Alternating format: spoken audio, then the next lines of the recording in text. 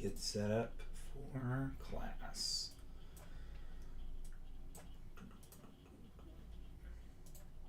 You just make sure everything's set up, see if people come in.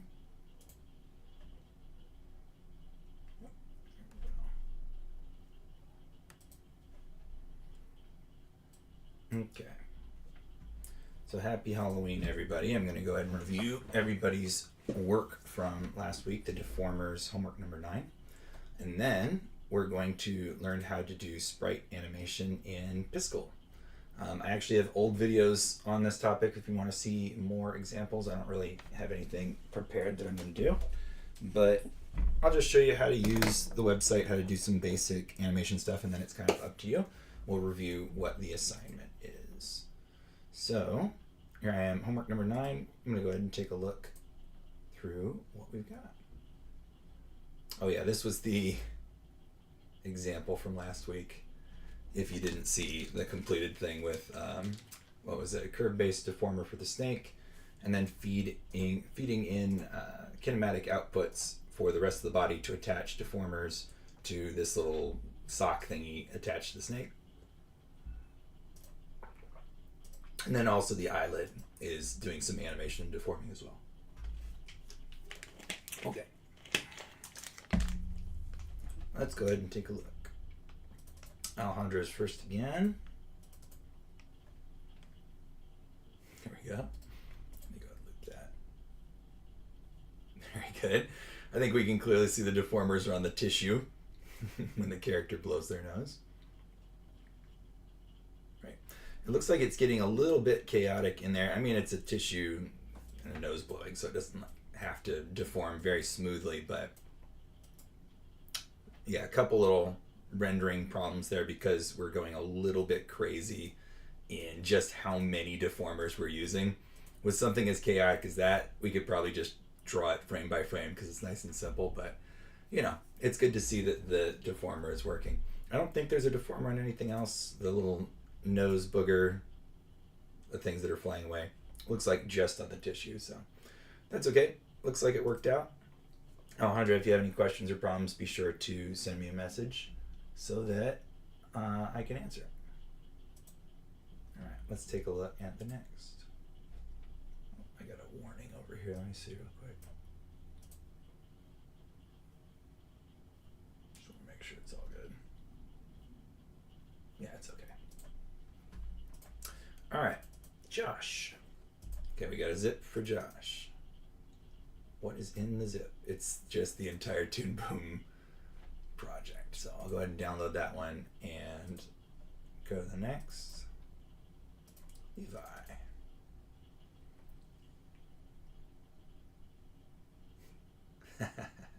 Just kind of yawning, I guess. All right, very good. Yeah, looks like we've got deformers probably on Kirby and on the mouth. Maybe not on the mouth, I can't quite tell. But everything seems to be moving along nice and smoothly. I don't see any problems or anything obvious that looks like it needs addressing, so good job there. All right, Raha. Nice. Yeah, I think most of these were complete while I was still in the classroom for that week, and so I'm pretty unsurprised about what I'm seeing, because, yeah, we basically completed it all. Very good. Yep. So a little bit of masking or maybe just art layer in front for the eyeballs. We've got deformers going on the neck and the head. Everything looks great. Very good. All right. Ruba is another zip. So I'll download both of these and I can go ahead and open them in Toon Boom.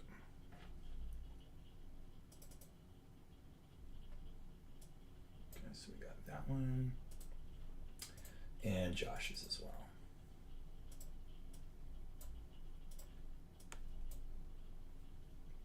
Okay, there we go. And I'll go ahead and open.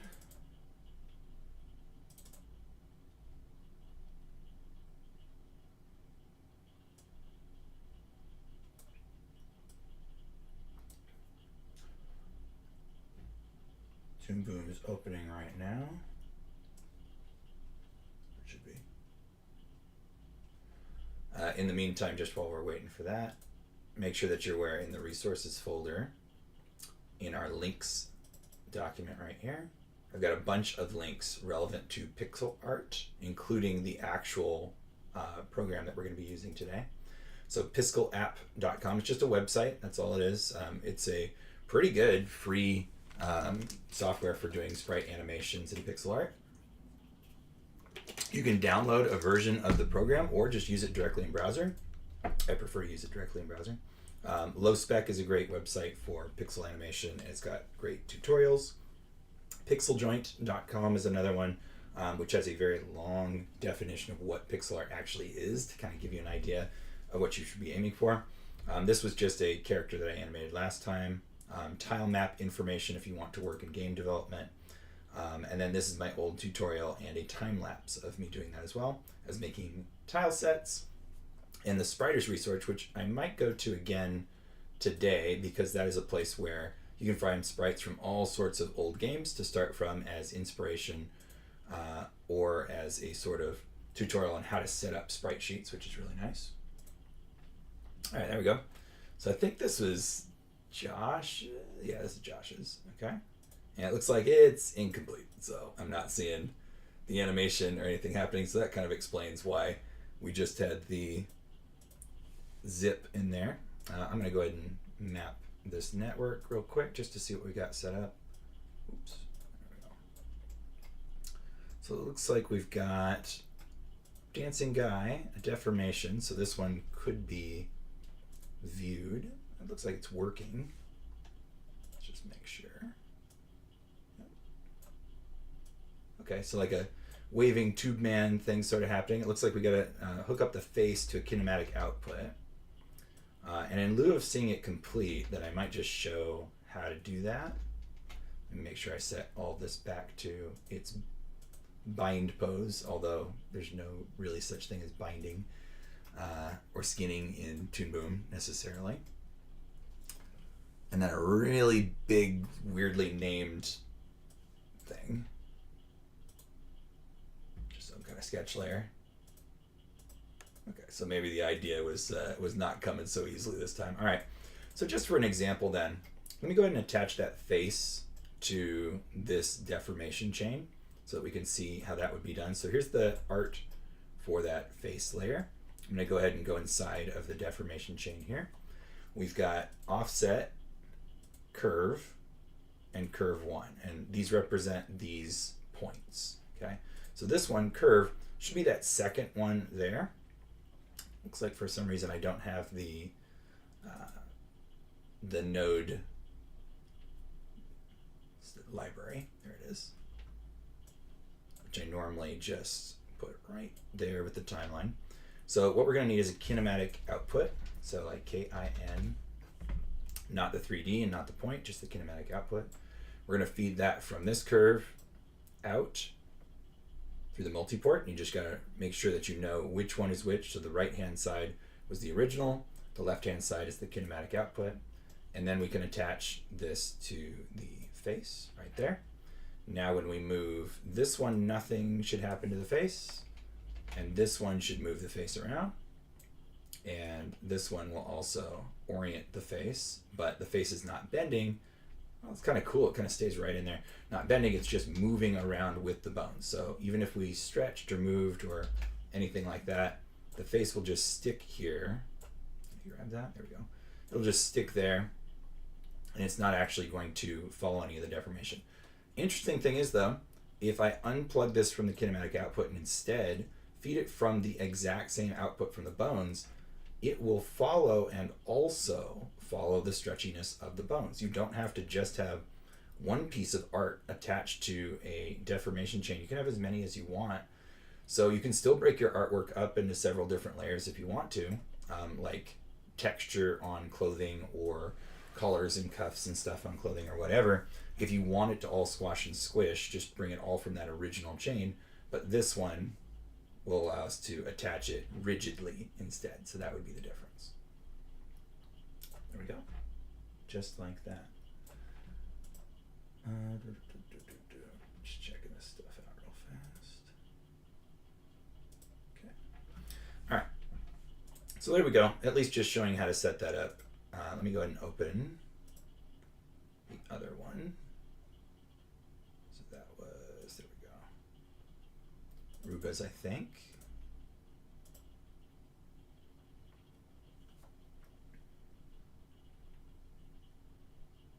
As soon as it does it.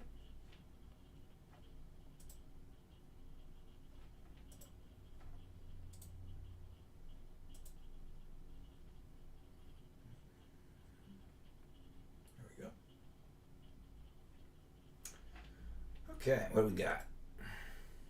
So it looks like it's another one that's just kind of started but not completed yet. And I'm not sure what the idea was. We've got the person. Looks like their head maybe is separate. Oh, that's probably just a cleanup layer then. Okay. Got the horse. There it goes. Sketch. Okay. And another drawing layer that doesn't seem to have anything on it. So looks like we got about this far. Maybe it is the tail. Probably is what I would guess is going to be set up with the bone chain. So in lieu of anything else to review, because I think that was just everybody already, I can go ahead and show how I would set up that tail. Just make sure that that's the case before I do that. Yeah, I think that was just it for right now. So yeah, I'll go ahead and show how to set up that tail then. Oh, my camera's on that, so if I move this around, it's going to be like right in my face. So let me go ahead and turn off the webcam because I'm going to have to like slide it right up in my face. That'd be pretty weird. You are mounted on my Huion monitor right now, and so it's on a ergonomic arm, which can slide all around my desk, makes it easy to draw, but I don't have anything else to put my camera on that would be further away, so I gotta use that one.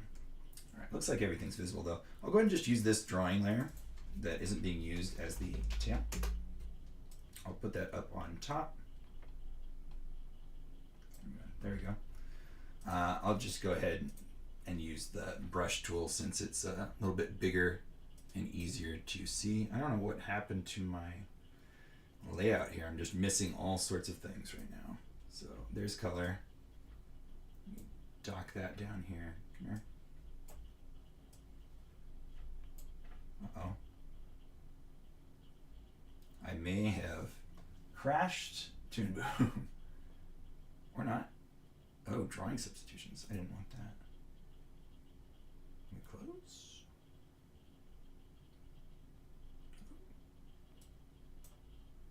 Please. Okay, there we go. All right, so now I've got the colors back over here. I'm just going to use red so we can see exactly what I'm doing. So for setting up this tail, the pose that she's got right now, right, is like in a dynamic pose already. But if you recall, when we're setting up something that is going to be rigged, we should pick a more boring pose initially, like a straight one. So I'm just going to draw this basically straight down. I'll give it the kind of details that we want, right? Because it is like a horse tail, but I'm not going to pose it out to one side like that. And I could just stop drawing here or just draw through to cut that off, right? It makes it easier if you do a different stroke or use a different color to cut that off. Or we can just grab this, transfer it to the color art layer, and just use a stroke to cut that off. Even if you have to just do that straight like that, we can use the white selection tool to come in and push that line up. Oh, it didn't merge with those apparently. Let's make sure we merge it together. Okay. So I can come in here and delete all of these endpoints off like that. I don't really need these because I'm gonna push up this curve anyway. Yeah, just making sure it's not deleting the actual art from the line art layer. There we go. So now I can use the white selection tool. Just push this up around that curve. We can even click on here and see if we can drag out a Bezier handle by holding down. Looks like it's going to want control. There we go. Ah, there it is. so we can fill that in but not have the line art extend to it over there. I'm going to come back to the line art layer. Let's use cutter. See if we can get rid of some of the extra bits that I didn't want. And, you know, not an amazing work of art, but still good enough for what we're doing. And if I do think that it's a little bit wobbly, we have two options for that. One is I can just click this button right here to smooth it out, just as an operation. I actually don't like that one as much though, because it does it to absolutely everything. I prefer to use the smooth editor instead, which is just kind of a brush. And so like this part over here, I just didn't like as much. Oh, the size is really small. Let's make that bigger. Far bigger. Yeah, there we go. I don't know why it has to be that small. Okay. So any place that I think it's looking a little bit ugly now, I can stroke this over the top of it to smooth out those areas. But, ooh, sometimes it goes a little bit too far and gets rid of everything. So we'll leave that side alone. It was just this side I thought looked a little bit wobbly. Or you can always use the contour editor to come in here and drag things around. But keep in mind with a brush stroke, we do have thickness. So we've got the left and right. So we've got this center line editor as well that can work for that. In any case, that's good enough. I'm going to go ahead and just make a second tone of red for my fill, just so that we know that we've got something solid. We're going back to paint on the color layer, fill it in. So there's our horse tail, and now we're ready to rig that. So over here in the node editor, there's just nothing organized yet, so I'm just going to graph that network, pull the tail out to one side, and then remember, if you want to be really careful about how you rig things, you can hit this button first to create a deformation chain. But even if you don't do that and you just go straight to the hammer and spanner, you can start rigging and it will insert above. It just won't be quite as set up as you might need if you wanted to do something more complex. So I'm going to click the button just to be careful about it, and it gives us this transformation switch in here, which is nice if you have more than one deformation type or drawing here. All right, so now selecting the tail, selecting the hammer spanner up here, we can decide which kind of deformation we want. For a tail, it's probably going to be best to use curve mode, although some of these other ones would work. Like even freeform mode would kind of work, but let's just do a curve. We start at the root, so in this case of the tail, it's going to be right here where it attaches to the butt. We can click and drag out. The first time you drag in direction of travel. The other times you drag backwards, right? So we have that attached line. And I did slightly draw the tail curving just a little bit. Probably would have preferred to draw it completely straight, but that's all right. So there we are. Now that we have these established, remember we can always edit these by dragging them around, lengthening these lines, shortening these lines, whatever it is that we need to do. But that looks about right, and we can test it by clicking on our transformation tool and then messing around with it and seeing how it functions.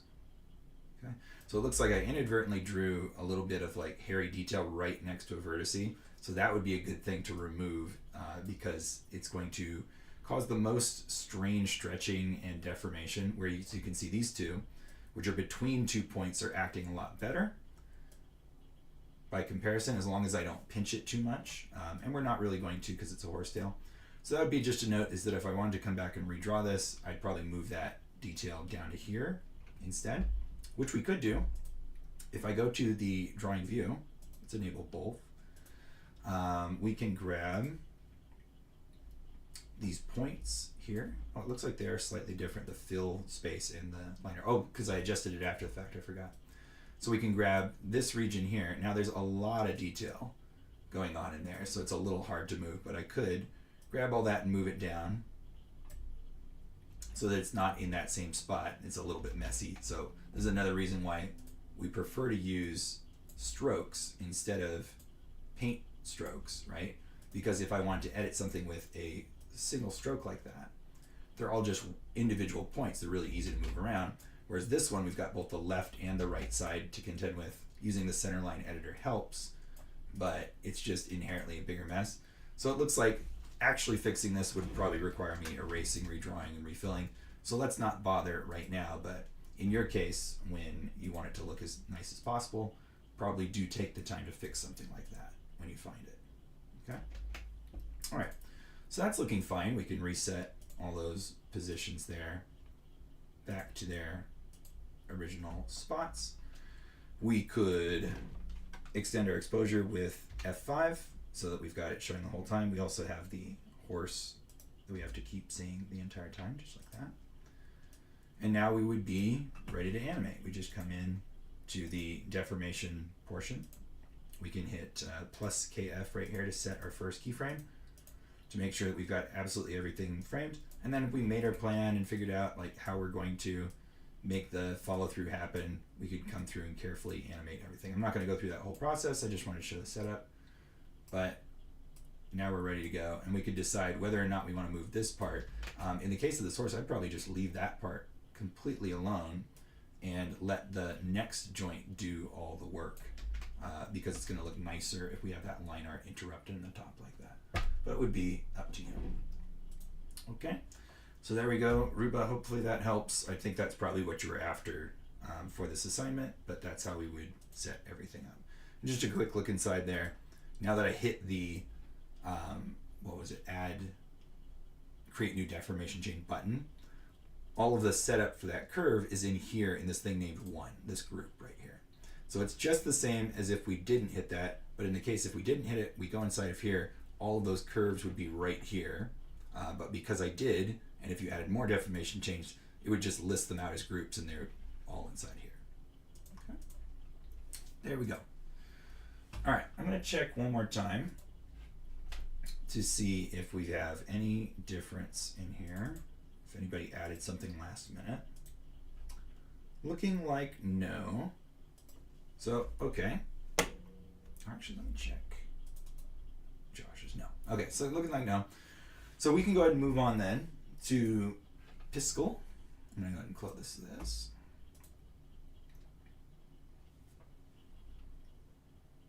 And making sprites. So I'm going to just move my monitor back again,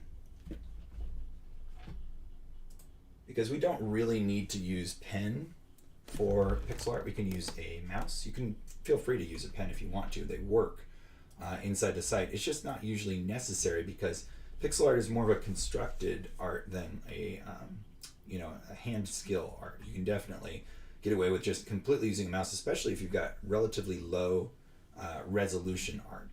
So to that end, I just really quickly wanted to touch on this what is pixel art post on Pixel Joint, and to look at the assignment itself. So let's go on 2D Paperless assignments and look at our pixel art assignment.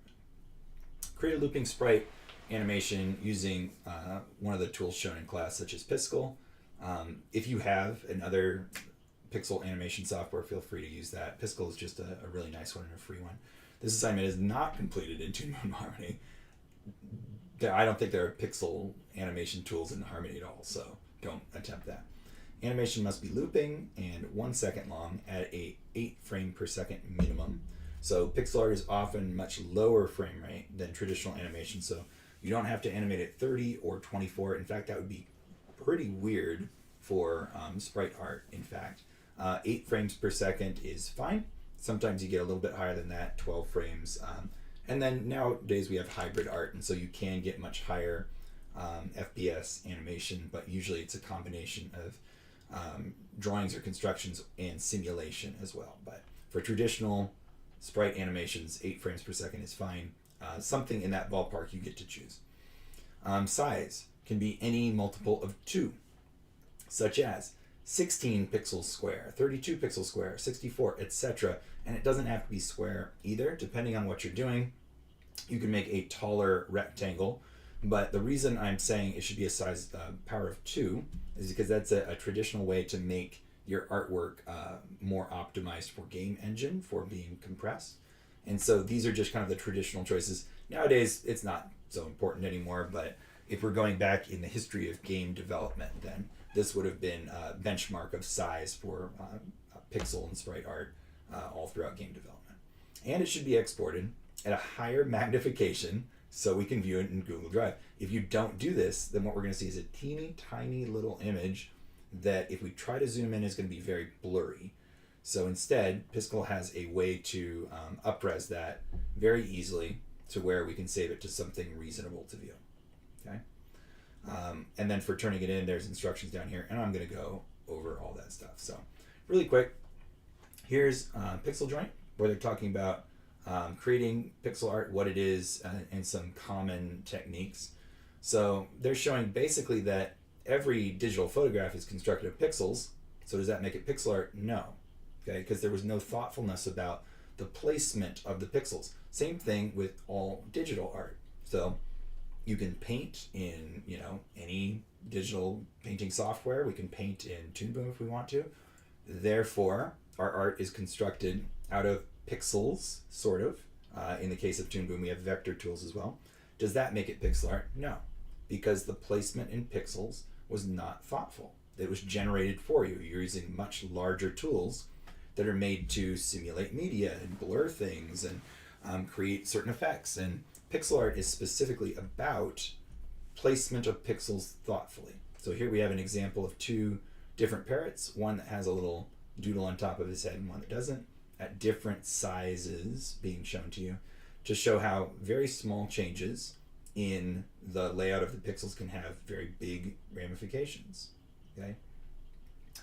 This is another sort of common one. This is a art tool which doesn't have dithering or blurring or anti-aliasing. So anti-aliasing being the concept of pixels sharing their tone with other neighboring pixels so that it blurs and smooths the lines. Just because it lacks anti-aliasing doesn't mean that it's pixel art either. This is low resolution art that is very large, like MS Paint drawing. It's still not pixel art because nobody's thinking about where to place all the pixels. It's not thoughtful. Okay.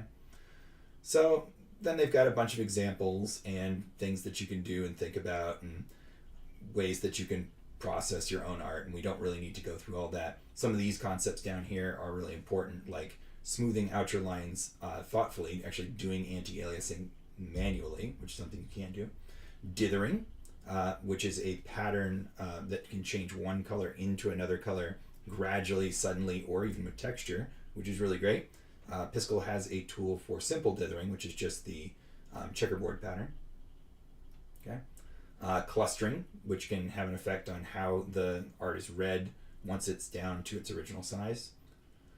And then a bunch of best practices that you shouldn't do: avoiding jaggies, avoiding pillowing, bad anti-aliasing, dithering, etc., etc. And I like pixel art because it's sort of a pure exercise in design.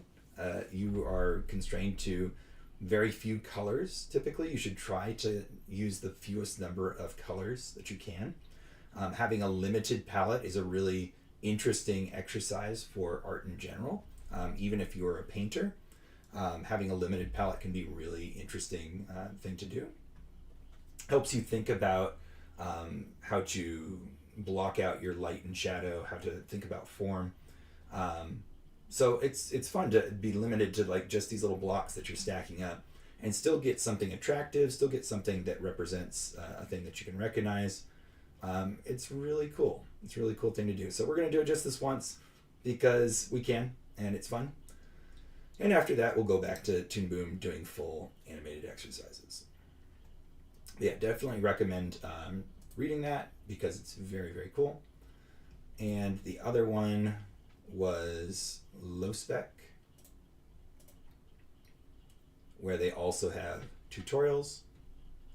What am I confirming? I don't want to confirm anything. What if I just close it? They have a bunch of tutorials about specific things, including a link to that write-up that I was just going over. So if you want to follow one of those, I'm perfectly happy with that. There's a walk cycle right here that you could do if you prefer to do something like that.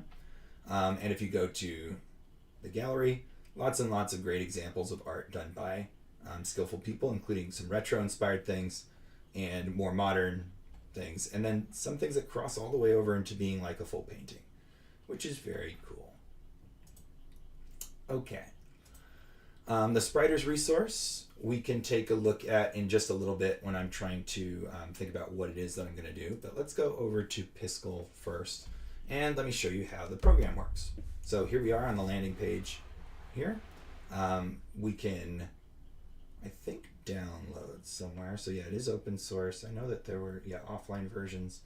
I don't remember where the link is for that, but you don't really need to do it because you can just hit the Create Sprite button at the top and we come right into the interface. So my camera's blocking a little bit. I'll go ahead and hide my camera again. Or actually, there's like this annoying ad in the lower right over here, which I could just block that off. There's nothing really else over there. So yeah, let me go ahead and stick myself down there. All right, so here's the interface. There we go. I'm just scribbling like that. You have left and right mouse buttons. Both do two different colors as shown down in the lower left over here. So if you are using a mouse, you can left mouse to draw whatever that is and right mouse to draw whatever that is. It doesn't have to be transparency. If you click on this lower chip, we can have red. This upper chip can be green. And now I can draw green, red, green, red, green, red, just with left and right mouse clicks. You can see as I do this, it fills out the color palette over here. You can import color palettes, you can author color palettes, you can create new color palettes over here if you want to do it that way first, but anything that you drop into the scene over here will start to be counted over here in the color palette as well. If we want to get back to our eraser, then I can just click this and choose transparent because that's always available up here in this stack. Or you can use the actual eraser tool and erase that way to eliminate pixels. But I do prefer oftentimes to have, if I'm using a mouse, right click to erase because it's very nice and convenient. Okay. Before we get into any of the animation stuff, let's look at all of the tools and options. So this is our pen tool, shortcut P, and we've got 4 sizes here. So if you want to block in some larger art, then you can use one of these bigger brushes. There's no real shapes supported, just squares. And that's perfectly fine because we're doing pixel art and not painting. So we can definitely just use those boxes to fill in whatever it is that we're working on. Okay. This is a symmetry tool. So it says Control to use horizontal and Shift to use both horizontal and vertical. So let me grab a different color. And so right now when I'm drawing, there we go, we've got it mirrored symmetrically across the canvas. I'll show you how to get larger or different shaped canvases in just a bit. So if I hold Shift, now instead it's going vertically, right? So everything I do up here, oh wait, it did vertical and horizontal. I didn't hold down Control. Huh, okay, so if I hold down Control, there we go. Control is vertical only, Shift is vertical and horizontal, all of those, okay? So I've made a big mess. Couple ways to handle the big mess, right? I can add a new frame and then delete this previous frame, right? Or I could select everything with a marquee tool and I could hit delete, and that's another way. Let me click over here to undo my selection. I can grab my eraser tool, make it really big and erase everything. Lots of ways to handle that. And now I can click my pen tool and I'm right back to drawing again. Okay. Notice when you mouse over these, oftentimes they have tooltips that will help you to understand how to use them, so that's really nice. We do have, I'll go over the more drawing centric stuff first. All right, let's just go in order. So I'll draw a shape like that and pick a different color like this one. If I use the paint bucket tool, you can fill on the outside, just undo, or you can fill on the inside. As long as the shape is closed, it's perfectly fine. So if I do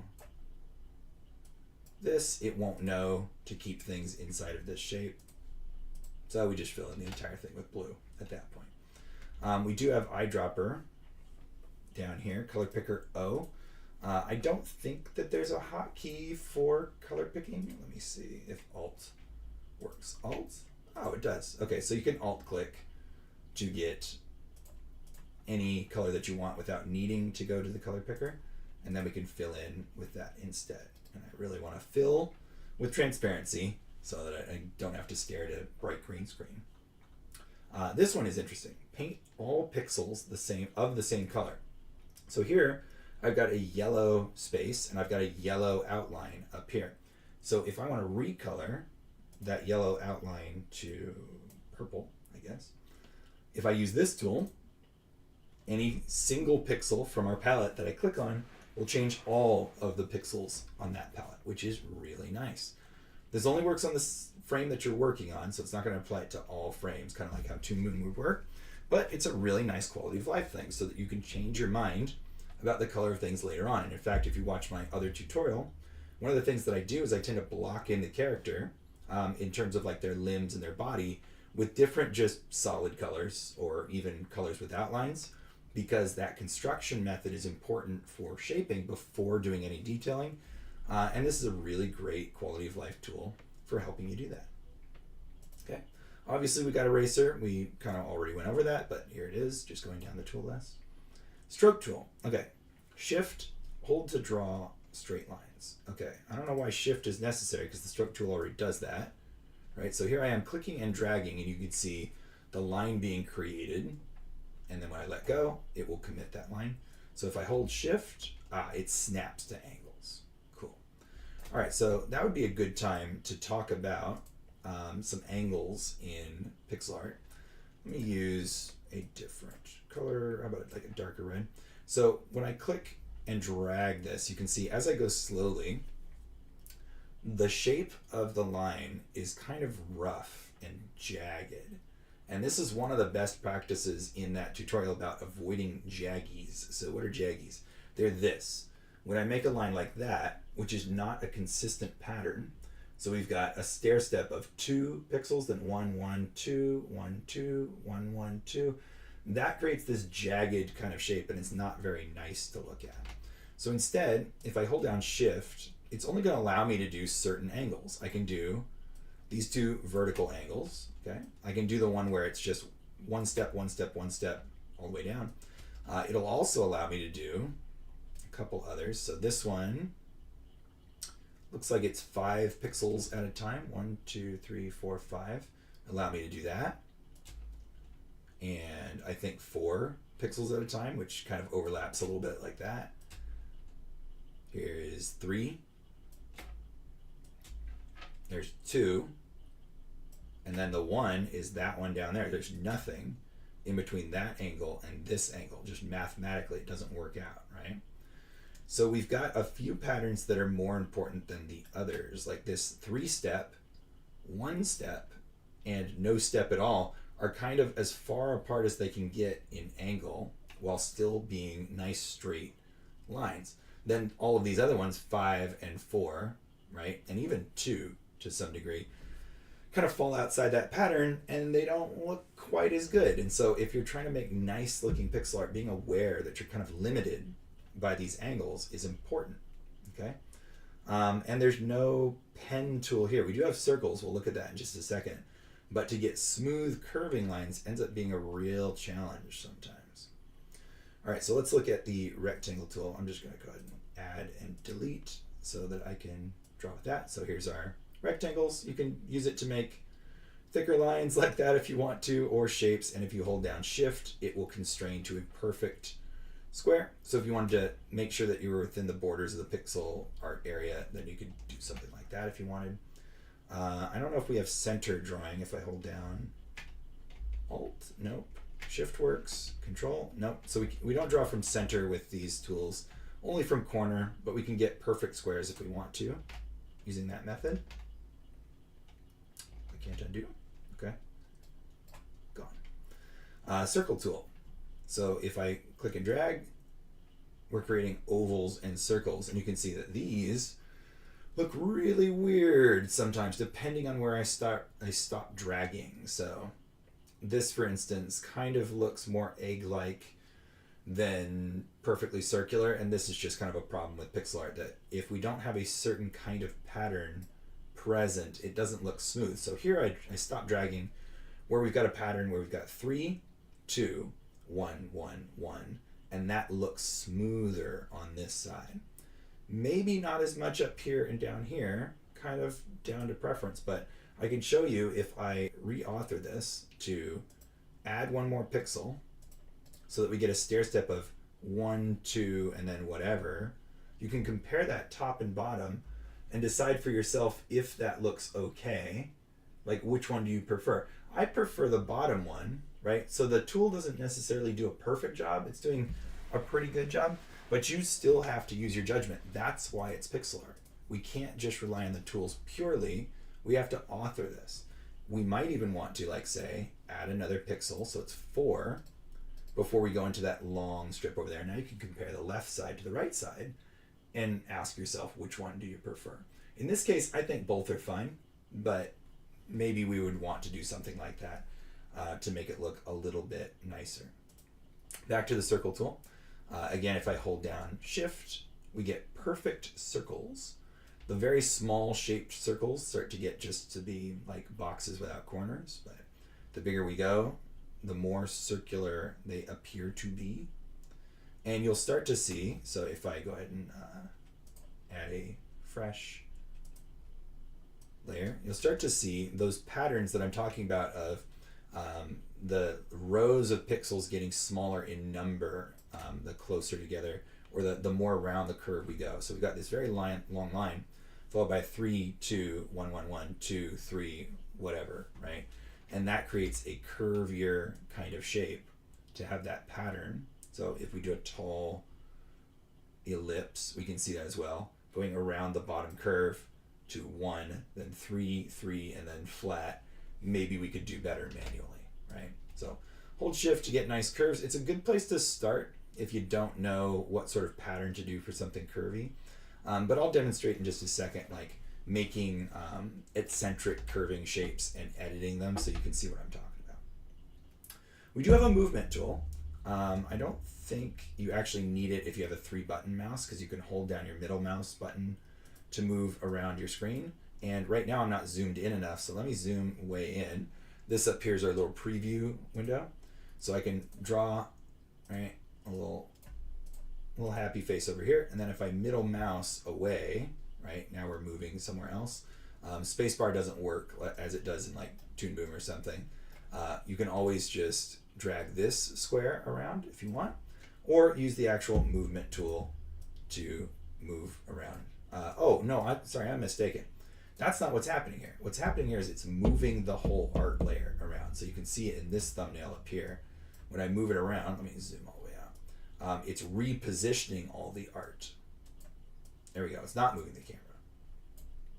So that could be really nice because I saw these shortcuts. Control to apply to all layers, which we have. Shift to apply to all frames. Alt to warp canvas borders. Really? Oh, I see. By warp borders, they mean repeat. Like we're repeating and tiling. Okay. That's great. There's also a view mode that we'll see later on where if we wanted to make tiling repeating textures, there's a way that we can see what it would look like for them to be tiling. But I guess, yeah, if we hold Alt, any art that exits on the left comes back in on the right, which is a very nice feature. Shape selection. Okay, so we need art for that to work. So let's do a little bit more scribbling.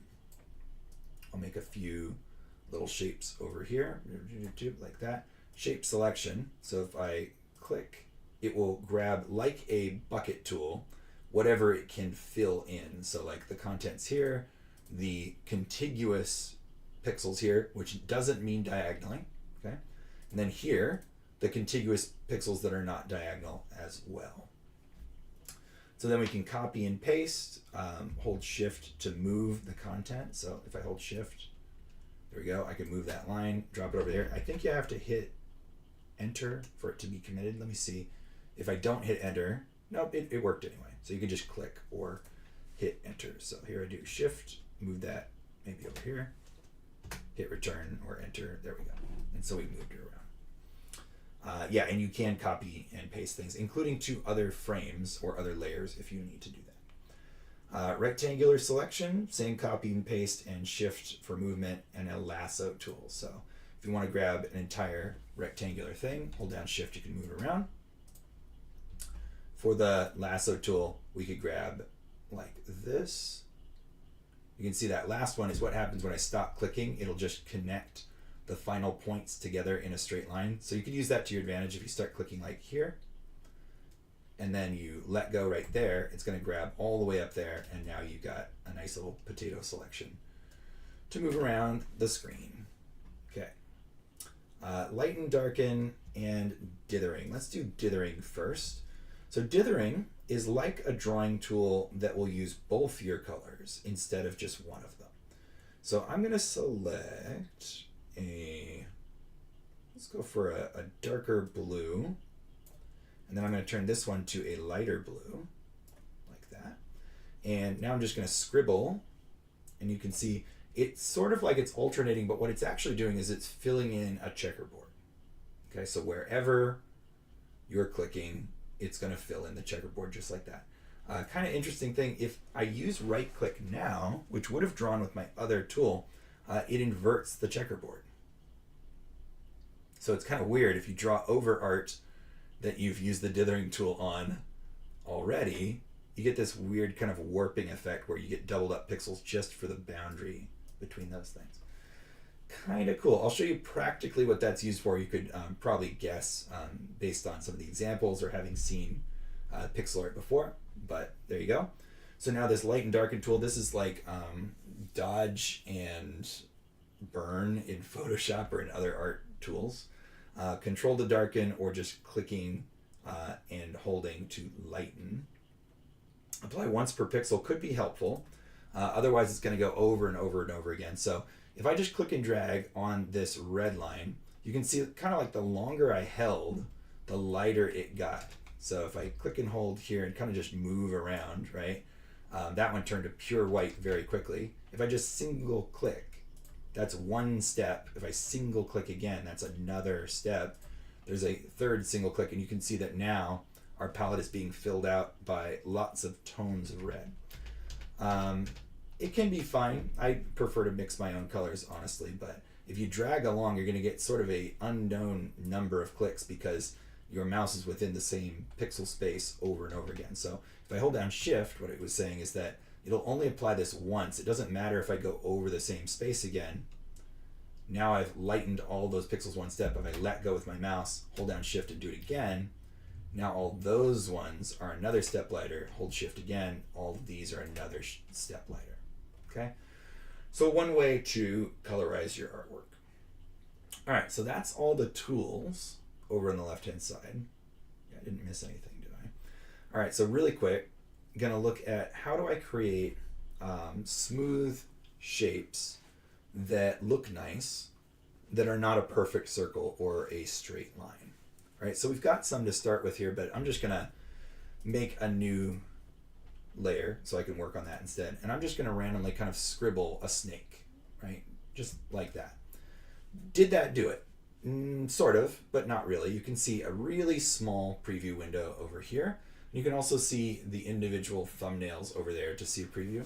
If you want to pop this out, by the way, open preview in pop-up will allow you to set that on a different monitor and to scale it to whatever size you want to preview as, or just stick it over here somewhere, but I tend to lose it, so I'm going to close that. You can also set the magnification 6 times, 1 time, or full, filling that view. I prefer a 1 time, so this is like literally pixel by pixel what we would get right now. So here, if I want to smooth this out, I'm going to set my second color to transparent.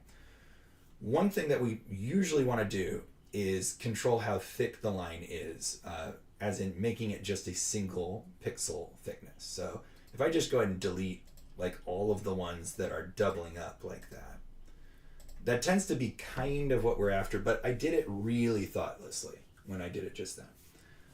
I just kind of found 2 pixels next to each other, made sure it was just one, and it didn't improve the situation very much. What I should try to do is steer around these corners a little bit more intentionally so that I'm varying this pattern as we go around corners, kind of like that. So now we've got 2, 1, 2, right? You don't have to always follow just a mathematic progression, but thinking about if we've got a long strip here, maybe I should go 1 more and step down, but now look, I've created a corner, right? So having those stepping out diagonally kind of makes sense. Or I could lengthen this one out since the very next step is going to be so long. If you look in your little preview window, you can see what the effect is of your edits and kind of judge based on that. So what I'm seeing is that this little corner right here, this one, doesn't look so good when it's shrunk down. The rest of it looks decent enough, really. I could do this, right? We don't want to lose the character of what we're trying to do necessarily, but we want to think about how this pattern is progressing along.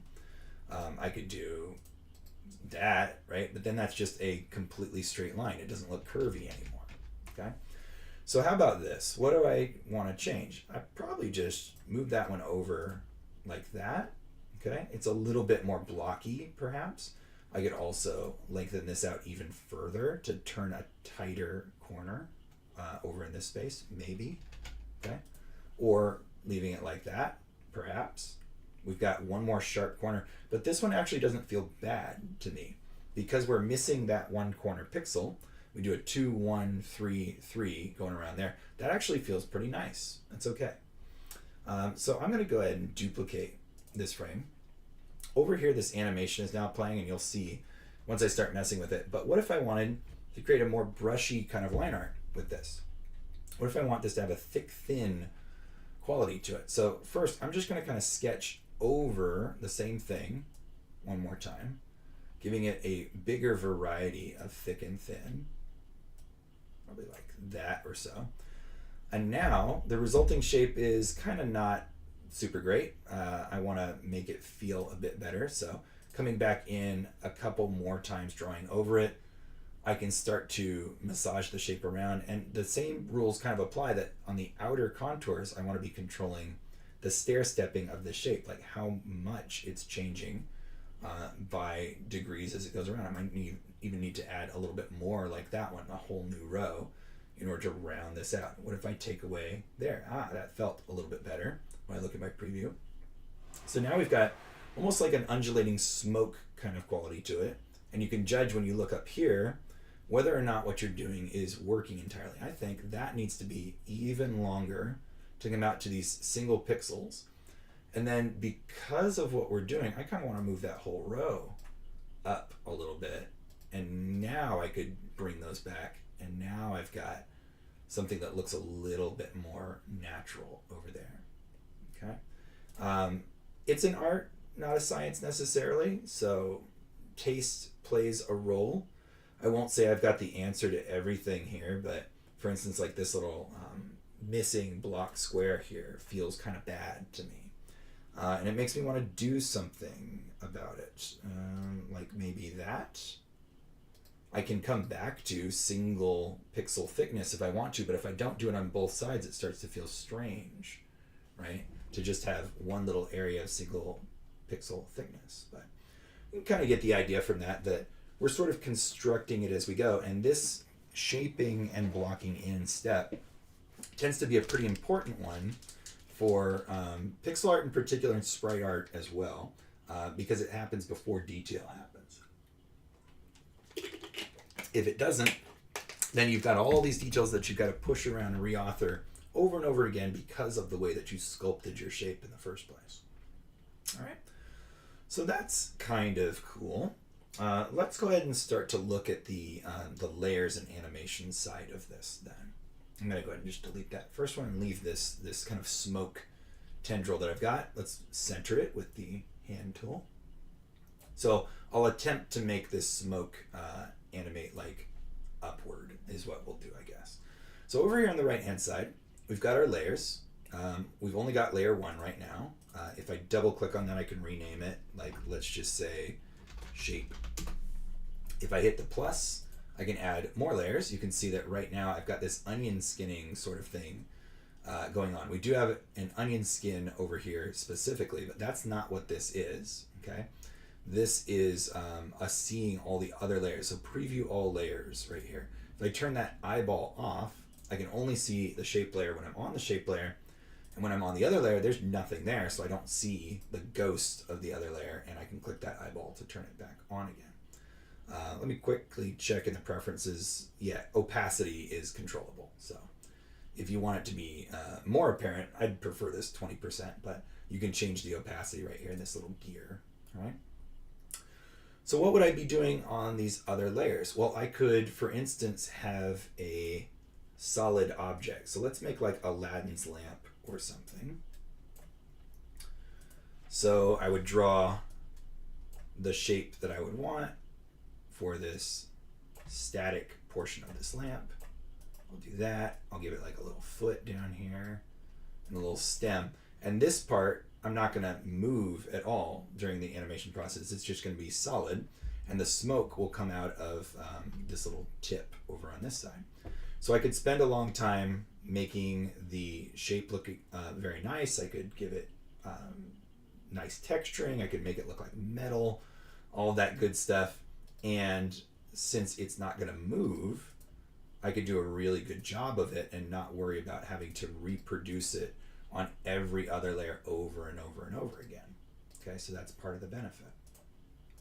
I don't really know what those oil lamps look like in particular, so I'm just going to leave it as this silhouette shape, but you get the idea. I can move this one independently, this layer independently, but if we remember, holding down Control will move both layers. Oh, I guess not. Control. Maybe Shift. Okay, none of them seeming to want to. Control all layers, Shift all frames. Neither one? Okay, I guess not. Well, I don't know why it's not working. Let me try Alt. Nah, both of them? Okay. Yeah, I don't know what I'm doing wrong. Anyway, I can come back to this other layer, right? This smoke layer now. Let's go ahead and rename it Smoke. And I can move it to the place where it actually should be coming out of the lamp, like over here or something. Or maybe I'll just go like right here and I'll move the lamp over. And I could also shrink the lamp by just a little bit because I'd prefer for the smoke shape to line up. So let me grab those bits, hold down Shift, drag it down. If I want to make this thinner, I can hold down Shift, drag it in. This kind of editing also of pixel art is really important, of just kind of shoving things around to get the right size. Like I think maybe this is a little bit too big, so I could erase a little bit. There we go. So now that's like a more reasonable shape, I think. And our smoke layer is now lining up. I'm going to actually put the smoke layer on top. If you hit this button, it will move a layer up, or this one will move a layer down. And we'll name this one Lamp. If you want a sprite that has a transparent background, you don't have to do anything else, right? This would overlay on top of things if it was an animated GIF, or if it was for game development, it would be able to animate over a background. But if you want to create a background, then you can hit the plus button, move it to the bottom. Let's just name it BG, and then fill it with a color or draw whatever you want back there. So if we wanted to create like a darkish gray or something on which all of our animation is now playing, we could do something like that. The little A over here is opacity, or it's the alpha. If I want to turn that down, you click the A and enter a number between 0 and 1. 0 is invisible. 1 is completely opaque like it was before. So if we do like a 0.5, for instance, now this would export with a semi-transparent alpha. Or if I hit 0, now my art doesn't have a background again, but I've got the option to turn this back on if I want to. Okay? Or we could just delete it and get rid of it. Okay? We've also finally got this merge option up here. I don't know how that works when we have different frames. I think it just merges every frame with every other frame. Well, we can test that. If I add a new frame now, here, this new frame doesn't have anything on it. So now our sprite is flashing over here. So I'm going to delete that. Instead, I'm going to hit the duplicate frame button. So now all of the layers with all of their art, there's 2 copies of them here. So if let's go ahead and sample this blue color, draw a little X over here. Okay. Now I'm going to merge the smoke layer down with this button. So now our one art layer has no X on frame 1, and yes, it has an X on frame 2. So yeah, that's how merging works. is that every individual frame will be merged with every other individual frame. So you can work on as many layers as you want, really. And given how pixel art is often done, that's probably a good idea. You can work on a separate layer with the head, separate layer with the body, separate layer with the limbs. Merge that stuff layer if you want to, but you don't have to. You can just leave them separate the whole time if you want.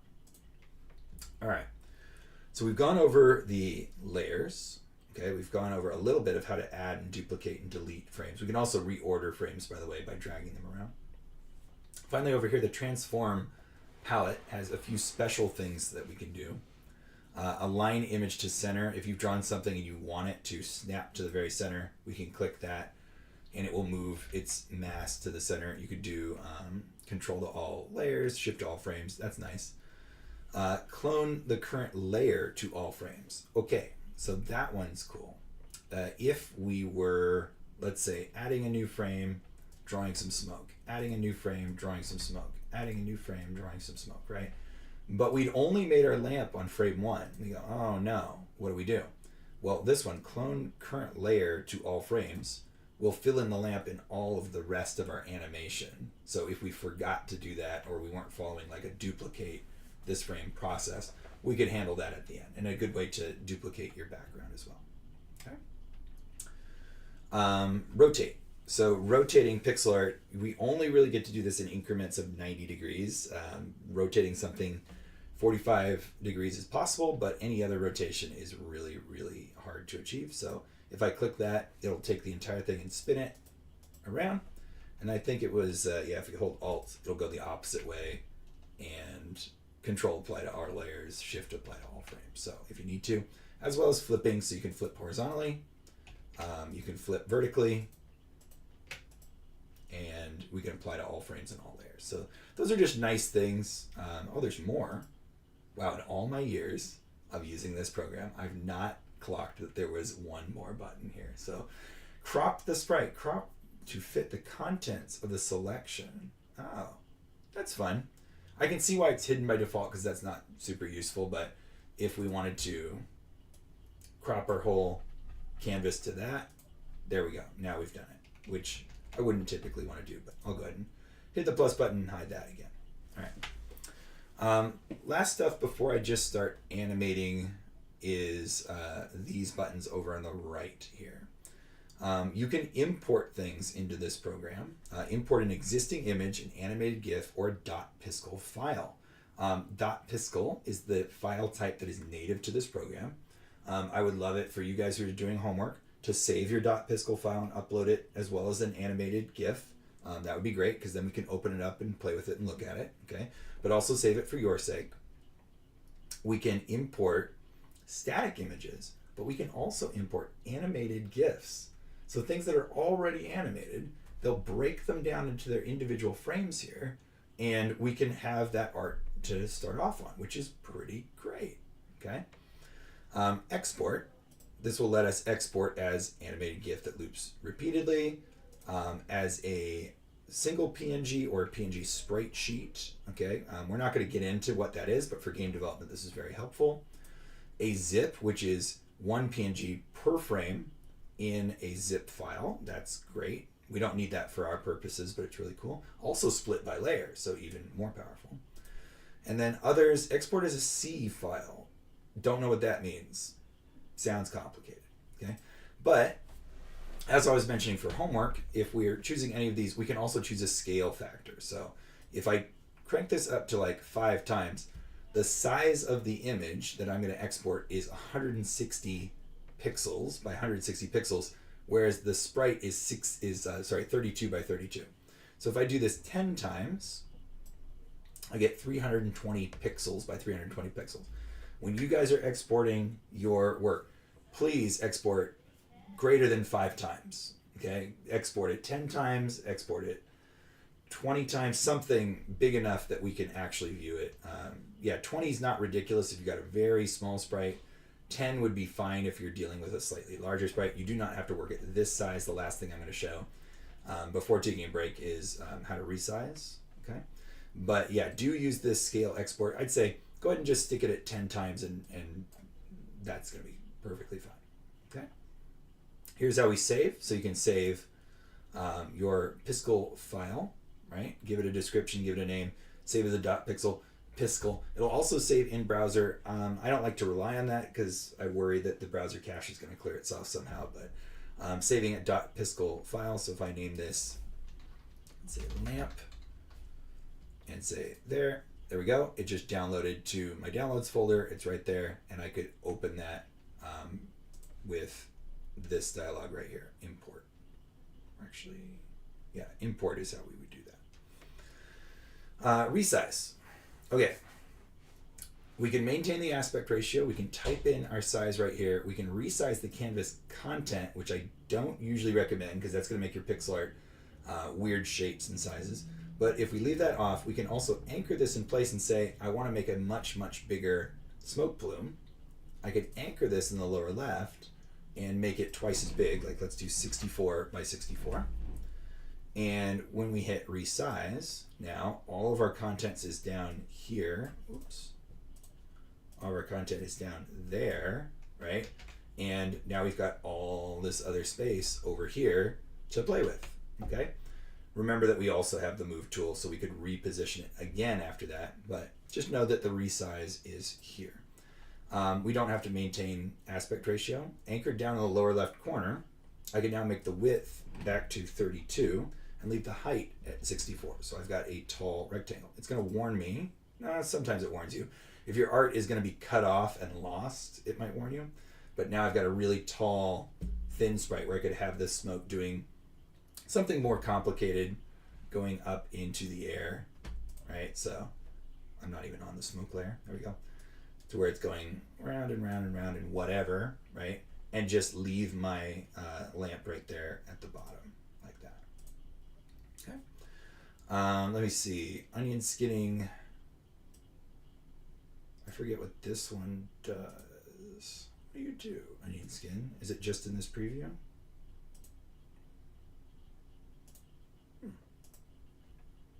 Oh, it's literally onion skinning here in the animation window. Okay, so now it's off. There we go. Here it is. So when you're on a frame, you can see what's on the neighboring frame, just like that. And remember that we can also disallow layers if you want to just concentrate on one effect at a time, or allow them, and you can do your animation like that. Okay. So there we go. All right. So what I'm going to do is I'm going to go ahead and take a break for dinner. I'll take half an hour, I guess. I'll come back at about 5:40, and then I'll do a demonstration of trying to animate the smoke, showing you how I would do that process. Okay? So I'm just going to put that up there and mute the microphone. I'll come back at 5:40 or in about half an hour.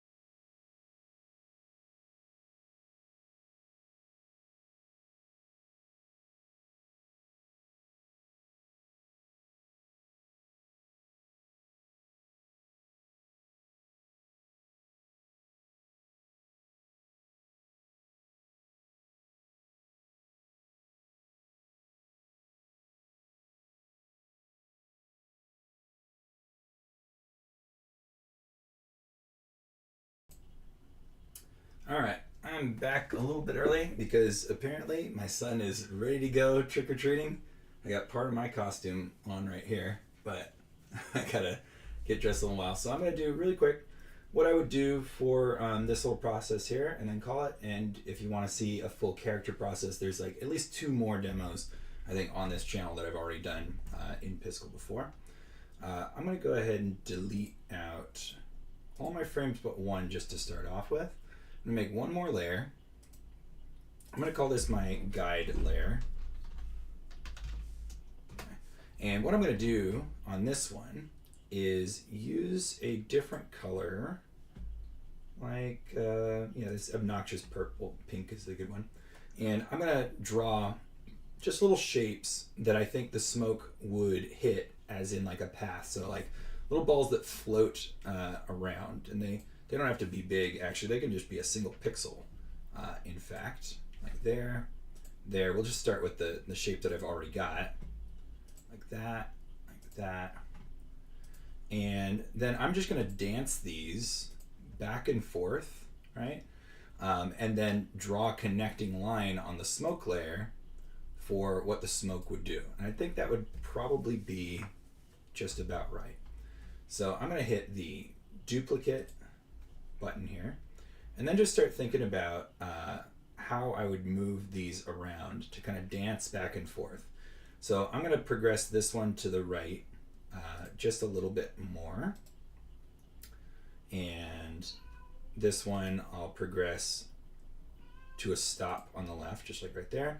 This one I'm gonna treat like it's right in the middle of its motion and do a much bigger move, like that one.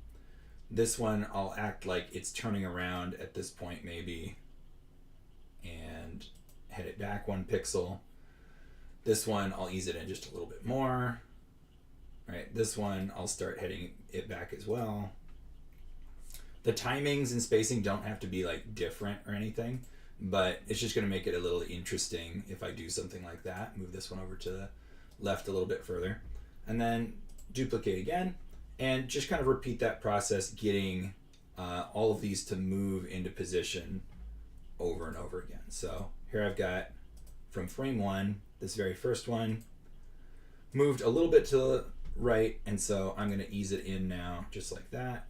I can check, what did I do on frame 1, right? And so this one was turning around, so I'll have this one stay in exactly the same position for 2 frames in a row, so it's like easing in there. This one did a very big step, so now I'll make it do a smaller step. Number 4 here did a very, very small step. Back to the right, and so I'll have it do a larger step to the right. Remember that we would want to do a little bit of a planning process in thinking like, how many frames total do I want this cycle to be? But basically, once these dots have done one set of back and forth, kind of staggered a little bit, then I would just connect all the dots up, and that would be my process. So that one just about came to a halt, so I'll leave that one alone as well. This larger one, okay, so what's that one doing? That one was coming to a halt. I'll progress it 1 more pixel, and then finally this one on the top did a kind of big step, so I'll have it do a smaller step like that. So I would repeat that over and over, getting like these things to kind of bob back and forth. I might complete this on my own time just because it would be fun to do. I could do another time lapse perhaps. But let me go ahead and skip back then to the smoke layer, where I can sample my smoke color. I don't have to do all the sculpting right away. Like you can see that most of this up here is just kind of doodled, but eventually I'd come through and make things thicker and thinner and more designed and nice looking, kind of like that. Shape it, think about it carefully, really give it the amount of care that it needs. We would break apart the smoke sometimes into 2 different sets of tendrils. I could have little bits of it that come off like this and then dissipate away, right? Everything wants to be heading upward, floating up and away. But when doing this kind of snaking, we can have them lose kind of cohesiveness and fly off, right? So here, if we, let's see. Oh, I thought there was a way to just clear the frame entirely. Okay, because I don't want to get rid of the rest of it. I just want to get a fresh start here. So I'll go ahead and grab and delete. So this is on that second frame. Deselect, there we go. So now, unlike that first one, I'm hitting these new targets over here. So I can hit there and here and over there now. And if I want this to like fly apart a little bit, right? So I don't have to fill in absolutely everything, but keeping in mind what I was doing, like these are reversing around corners, stuff like that. So this isn't gonna look absolutely perfect in the first go, but we'll get the kind of idea. And always trying to move upwards. So if it was down here before, I want it to be drawn slightly above this time, because everything's progressing up towards the sky. Oops. Messed up a little bit there. Probably it's thicker over there. And again, heading on out the top of the frame like that. Okay. So now for this third one, again, I want to just select and delete everything and actually follow my plan. Okay. So now a new plume is going to start coming out from the lamp, right? And I can make it a little bit thinner on the sides where this thing is heading away. Right, this puff of smoke. Kind of like that. And effects animation isn't like my preferred thing. It's not like what I'm really good at, so I don't really know all the ins and outs of it, but it is a really fun thing to do. So I would recommend, if you guys want to experiment a little bit with your own, give it a try. You know, see how you like it. I think it's a very fun thing to do.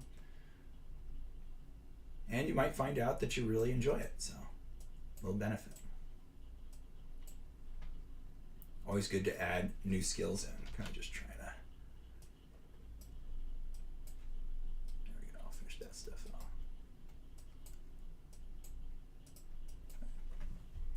Up here. Having the smoke come back down, right? Hooking down a little bit. It's kind of fun as well, just for variety's sake. But it would take quite a while to kind of like massage this into shape and figure out exactly what I want to do. So that would be better for like a time lapse or something. But you can kind of see the progression already happening there. Remember, we don't even have to delete those guides out by the end. I can just hit the opacity and set it to 0, and those guides won't exist, right, in my final output render. Okay. So just as the very last thing, since this process is, I would just repeat it over and over and do a better job of the art on both the smoke and the lamp. Let's export or save really quick. So hitting save, very easy. Lamp, we do it as a save piskel, which I did a little bit earlier. And if we do export, GIF is perfect, 10 times, loop repeatedly. Download that. And so now, if I open that up, okay, in my image editor, we're seeing the background is white, but really the background is transparent. So there you go. All right. All right, so that's as far as I'm going to go with this one. Just want to make sure that I got all of those steps out of the way. Keep in mind the requirements for the assignment, that it's just 1 second long at 8 frames per second. Your frame rate is controllable right here. So if you want a 8 frame per second export, just drag this around, right? You can go all the way up to 24 if you want to, but play with it, figure it out. So potentially you don't have a whole lot of work to do, just a little bit of fun experimenting to do. And if you end up liking it, then I'd love to hear about that.